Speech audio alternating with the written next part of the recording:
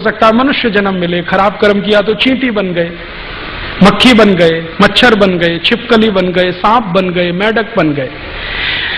अब ये तो थ्योरी है कि हम छिपकली हो सकते हैं, चींटी हो सकते हैं, सांप हो सकते हैं, मेंढक हो सकते हैं, मक्खी हो सकते हैं, मच्छर कुछ भी हो सकते हैं। 84 लाख किस्म के जीव जंतु हैं, उनमें से कोई भी जन्म हमें मिल सकता है अगर कर्म अच्छे नहीं किए तो।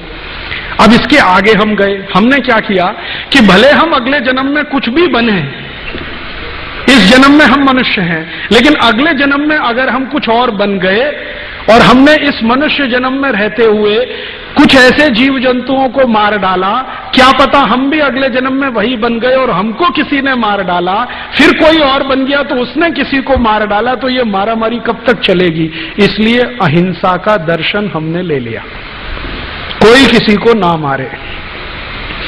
अब कोई किसी को ना मारे, ये अहिंसा का दर्शन निकला है पुनर्जन्म की फिलॉसफी में से। फिर इसमें हमारे देश में बड़े ज्ञानी लोग आ गए, जैसे एक बहुत बड़े महान तपस्वी ज्ञानी आ गए जिनका नाम था महावीर स्वामी, तीर्थंकर हो गए। उन्होंने हमको ये ज्ञान दे दिया, उनको ज्ञान तो अद्भुत हो गया, केवल ज्ञान जिसकी कल्पना है। उनका केवल ज्ञान ये है कि ये जो 84 लाख किस्म के जीव जंतु हैं, किसकी क्या भूमिका है ये उनको मालूम है। और 14 वर्ष की उनकी जो तपस्या है वो इसी बात के लिए है कि ये सृष्टि है, प्रकृति है, इसमें कोई जीव है वो कहां क्या कर रहा है, दूसरा है उसको सपोर्ट कर रहा है, तीसरा है उसका कॉम्प्लीमेंट्री है, तो ये सब क्या व्यवस्था है, ये उनको ज्ञान हुआ तो वो केवल ज्ञान है। तो वो बोलकर चले गए कि देखो भाई, ये जीव प्रकृति बहुत व्यवस्थित तरीके से चल रही है, इसको डिस्टर्ब मत करना, क्योंकि इनके जिंदा रहने से तुम जिंदा हो। तो उनका छोटे भी जीव को हानि नहीं पहुंचाना, चाहे वो देखा हुआ है या नहीं देखा हुआ है। कई जीव ऐसे होते हैं ना जो आंख से दिखते हैं, कई नहीं दिखते हैं, तो जो नहीं दिखते हैं उनको भी हानि नहीं पहुंचनी चाहिए, जो दिख रहे हैं उनको तो पहुंचना ही नहीं चाहिए। और फिर उन्होंने जीवों की श्रेणियां बना दिया, एक इंद्रिय जीव है, 2 इंद्रिय जीव है, 3 इंद्रिय जीव है, पंचेंद्रिय हम आते हैं, ऐसे ऐसे बना दिया। और उसके लिए उन्होंने पूरी फिलॉसफी बना दिया कि इसको मारोगे तो ये पाप है, इसको मारोगे तो ये पाप है, वगैरह वगैरह। निकला सब पुनर्जन्म में से है।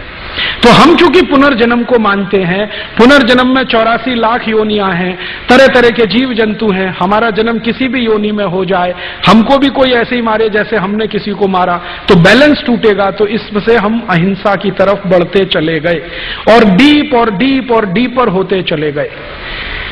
अहिंसा का एक स्थूल स्वरूप और अहिंसा का एक सूक्ष्म स्वरूप दोनों इस देश में विकसित होता चला गया।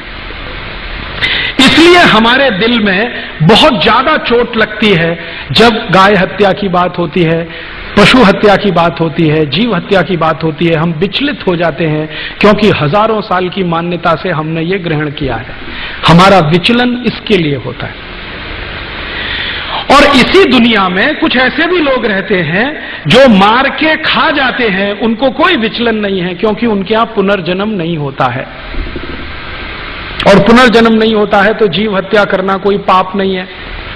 फिर उनको यह समझा दिया गया है कि आप जब पुनर्जन्म मानते नहीं है तो पूरी प्रकृति में जो भी कुछ है वो इसी जन्म के लिए है, तो खाओ, मौज करो, भोग करो, खाओ पियो मौज करो।